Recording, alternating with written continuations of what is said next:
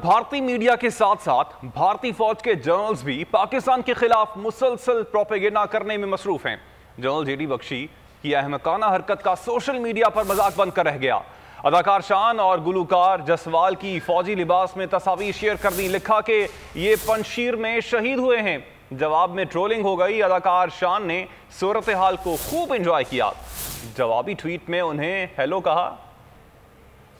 भारतीय फौज का एक और प्रोपेगेंडा, अदाकार शान शाहिद और उमैर जसवाल को शहीद करार दे दिया। भारत के major general retired GD Bakshi भी पीछे न रहे, ट्वीट कर दिया, लिखा कि पंजशीर में लड़ाई के दौरान पाकिस्तान को भारी जानी नुकसान हुआ। भारतीय retired major general Harsha Kakkar ने मारूफ पाकिस्तानी अदाकार शान शाहिद और गुलूकार उमैर जसवाल को पाक फौज के अफसरान समझकर वादी पंजशीर में उनकी शहादत के दावे को हकीकत मान लिया। अदाकार शान शाहिद ने ट्वीट्स पर जवाब में फौजी लिबास में तस्वीर शेयर की और तंजिया लहजे में हेलो लिखा। पाकिस्तानी सोशल मीडिया सारिफीन भी भारतीय अफसरान की इन भोंडी हरकतों से खूब महसूस हो रहे हैं और इस वाक़े पर कई मीम्स भी बन चुके हैं।